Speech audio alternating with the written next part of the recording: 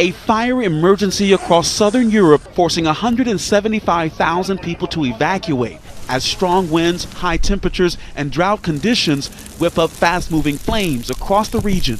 Spain declaring a national emergency. Fires scorching at least 37,000 acres, and new evacuations in Madrid as 3 massive fires exploded in size on Friday and merged into one just outside the city, creating a catastrophic situation that's closing in on populated areas. Local officials calling it the worst fire in the history of the Madrid region.